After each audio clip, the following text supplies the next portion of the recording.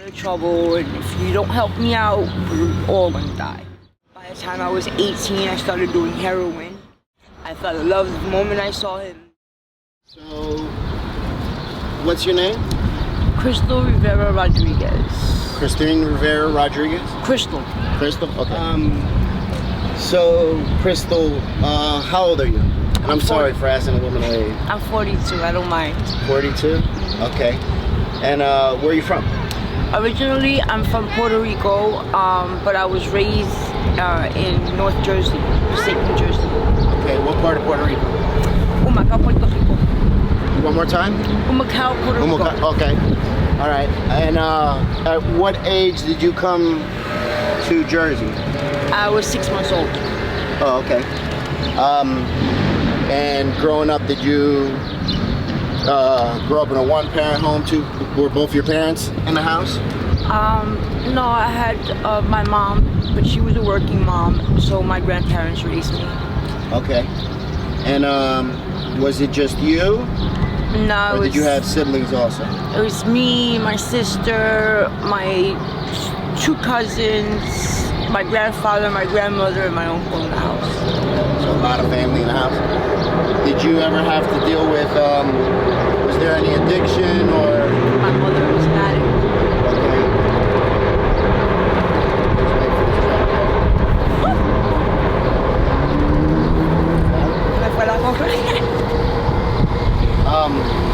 What was her drug of choice? Heroin. Okay. And so growing up, you were familiar with addiction? Yeah, I thought it was medication for the longest. Yeah. So growing up, my mother was also an addict. I thought, nodding off and stuff like that. I thought that's what adults did when they got home. Yeah. So I got a little bit older and, go to a friend's house and I was like, hold up, their parents ain't doing that. Did you ever have to deal with any abuse or anything like that when you were young? I was molested at the age of 5, and I was molested again at the age of 14 when my uncle died of an overdose of heroin in my arms. And I had a son. So, all right, so you were 5 the first time? And 14. Okay, the first time, did you know the person? He was a roommate in my uncle's house, and he came through the locked door and wanted to play mom and dad. And when I told my uncle wasn't very happy. And, my uncle did a lot of time for killing the guy. Okay, so your uncle ended up killing the guy? Yep. How did you feel about that when that happened? I was happy when my uncle did that for me. Yeah? Were you sad because you were missing your uncle? Yeah. It was my heart. My Uncle Panky. I think that's honorable what your uncle did. So why? You ain't supposed, ain't nobody supposed to be putting their hands on kids, especially like that. And for, good for him. Good for him. Then the second time? My uncle died of an overdose of heroin in my arms, and his best friend, which was also his dealer, tied me to a bed and raped me for over 6 hours. Wow. And I ended up having a son. Due to that? Yeah, I gave him up for adoption. It was an open adoption. And to this day, I still can't find my son.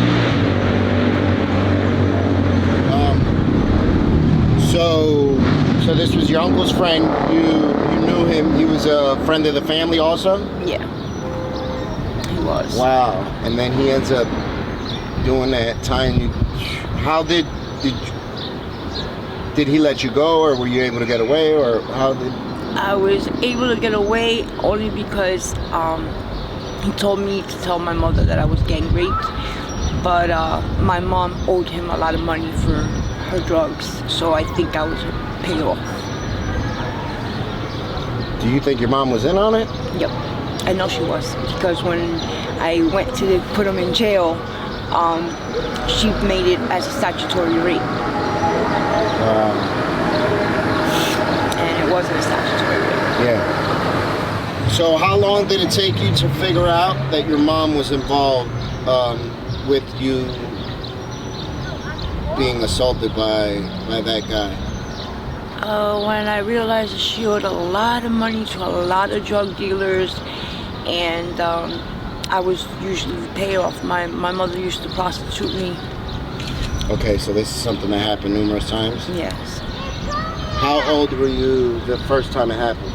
14. 14? Wow. And would she pose it as, look, I need you to do this for me, or we're in a lot of trouble, and if you don't help me out, we're all gonna die. You, me, grandma, grandpa, everybody. That's a lot for a child to deal with. Wow. These are grown men taking advantage of a fucking 14-year-old, 15-year-old girl. Damn, I'm sorry that happened to you. That's some real sucker shit. That's fucking... Damn, man. How do you end up dealing with that as a child? Or have you? I've been doing drugs all my life. Since I'm about 14, I started smoking crack cocaine. By the time I was 18, I started doing heroin. And I've been on heroin ever since. Wow. You live out here in the street? I've been out here for 2 years with my husband. Where's your husband? Is he around? He just left. Oh, that was the other guy that was there? He's my common law husband. I call him my savior. Yeah. Because he's the one who got me off the streets. I no longer prostitute. I panhandle, but I don't longer prostitute. And the only reason I panhandle is because I've been waiting for my birth certificate for the past 2 years. I have no birth certificate, no social. All I want to do is go back to work. Can I ask you something? I see you have tears coming down your face. What is it that gets you emotional and brings those tears out? It just hurts to know that my mom didn't love me enough to save me from what she did to me. Can I give you a hug? Is that alright? Damn, I'm sorry to hear that, man. If my uncle would have been alive, it never would have happened. Yeah. Do you ever feel like this is my fault or that was my fault at all? Do those thoughts or stuff come into your mind at all? My mom used to tell me that I deserve to wear a mattress on my back. That's all I was good for. You know that's not true, right? Now I do, thanks to him. Yeah. Wow. He saved my life. I can never repay him. I'm sure if you love him, you know, That's the love of my life. I'm sure that's more than enough, man. I wouldn't. You kidding me? I followed him all the way from North Jersey to Philly. So, how'd you guys meet? He was actually in my backyard, and he's got angel wings tattooed on his back. And I thought he was a fallen angel. I fell in love the moment I saw him. First thing I said to him was, "When are you gonna make a baby?" And I got him. Yeah, that's dope. I like to see that smile on your face after, you know, what you just shared with me. That's and after my heart the tears. and soul right there. How long ago was that?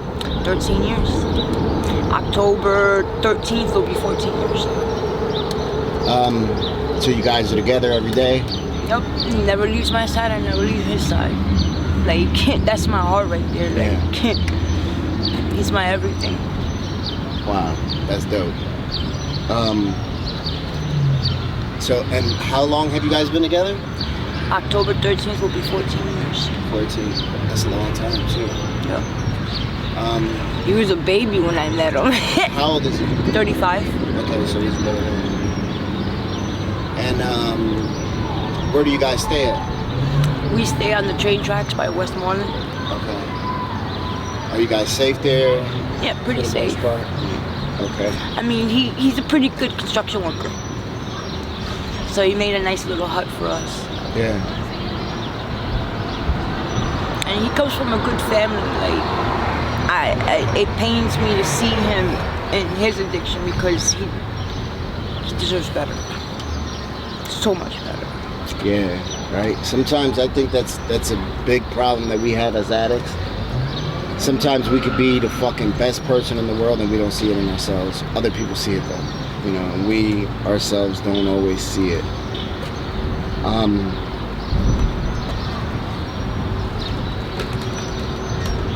Describe Kensington for somebody that's gonna watch this video. It's hell on earth. No. There's a lot of. When I came here, it blew my mind because where I'm come from, we're not allowed to get high in front of a cop or like people are ripping stems in front of a cop, shooting up in front of a cop. Like here, if you have an addiction problem, Kensington is not the place to be. Kensington will eat you up and spit you out, and the drugs out here are so different. I mean, they make such bad wounds, it's not even funny. I just had to get my foot operated from the xylazine. It caused an abscess in my foot and it crushed bone in my foot. Yeah.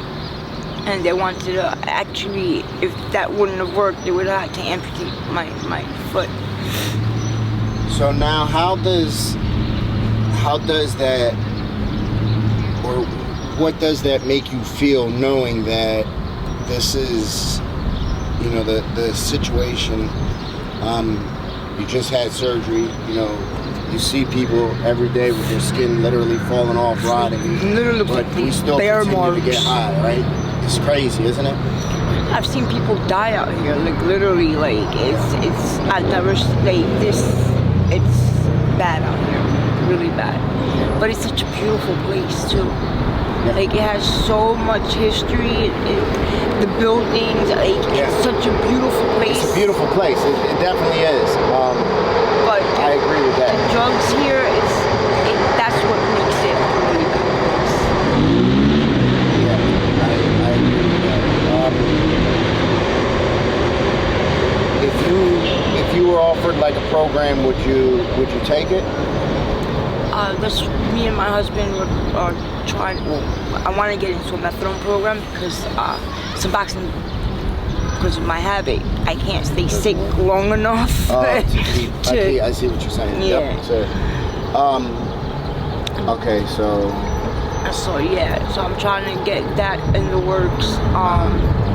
Plus, I'm trying to get, like I said, my birth certificate and my social, because I can't get clean and not go to work. Like, I have to do something so I can get my mind off. Yeah, because if I'm just sitting at home doing nothing, I'm gonna want to get high. Of course. Because that's all I've ever known. I don't know anything else but getting high.